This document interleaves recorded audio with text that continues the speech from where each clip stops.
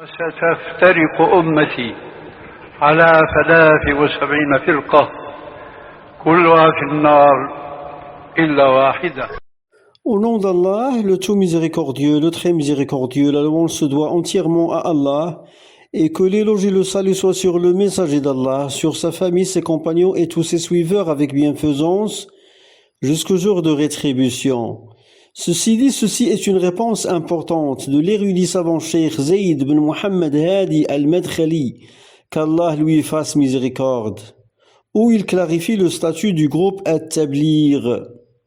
La question: comment devons-nous répondre au groupe Tablir quand ils affirment que ce qu'ils font est tout juste une organisation, pareille à ceux qui étudient à l'université? Ils se rassemblent pour apprendre, et autrefois ils le faisaient au sein des mosquées, et que ce n'est pas une innovation.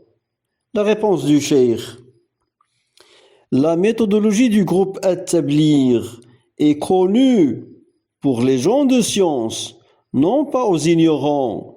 Leur voix est connue, qu'ils sont des ignorants. Dans le chapitre de la croyance, s'ils se rendent dans une mosquée qui abrite une tombe, ils n'interdisent pas le blâmable, ni ils n'ordonnent le convenable. Que leurs chefs non arabes sont tombés dans l'excès qu'est l'association à shirk à cause des tombes. Voir que leur premier chef prétend que le messager lui-même, que l'éloge et le salut soient sur lui, aurait enjoint de fonder ce groupe. Que le messager se serait rendu là-bas et lui aurait ordonné de fonder le groupe At-Tablir. Ce qui est un mensonge. Ce sont des ignorants. Ils expliquent les choses à l'envers. Ils commettent des choses où il y a du mensonge explicite, comme de prétendre des karamats, c'est-à-dire des faits extraordinaires, comme de prétendre des karamats afin d'inciter les gens à sortir avec eux.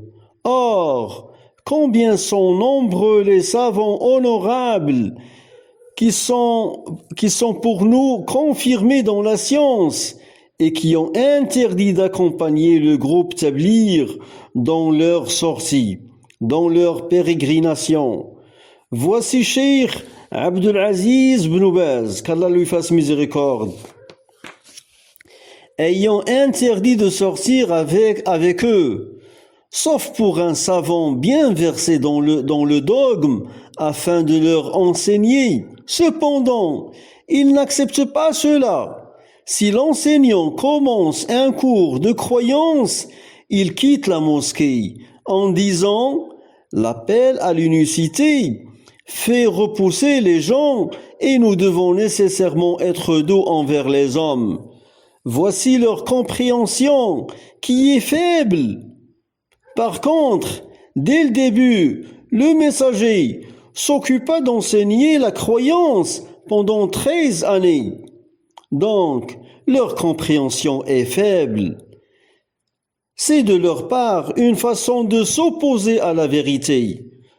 Et voici Hamoud At-Twijri, qu'Allah lui fasse miséricorde, cet homme qui est l'érudit de Najd, ayant montré que le groupe Tablir renferme des fautes flagrantes.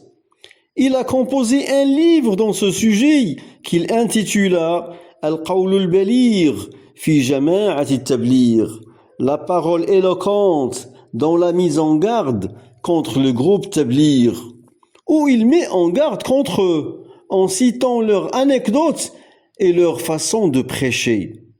Et voici Cheikh Mohammed ibn Ibrahim al-Sheikh, l'érudit de son temps, le mufti du royaume d'Arabie Saoudite, qui a mis en garde contre le groupe Tablir, et il a averti ceux qui voulaient les soutenir par l'argent ou répondre à leurs prêches, ainsi qu'Ibn Uthaymin et Ibn Fawzan et d'autres que, parmi les savants dont on prend la science, ils ont mis en garde contre ce groupe. De ce fait, Nous ne devons pas écouter les ruses du groupe Tabligh. Personne n'a le droit de grossir leur nombre, ni les considérer comme des prédicateurs, car le prédicateur, dans le sentier d'Allah, doit détenir nécessairement les conditions et les qualifications pour prêcher.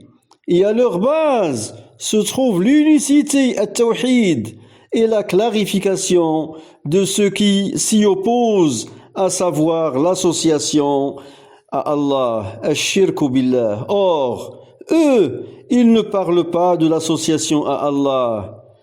Allah le bénit le Très-Haut, ni il ne montre le danger du polythéisme. Fin de la réponse du cheikh. Walhamdulillahi Rabbil Alamin.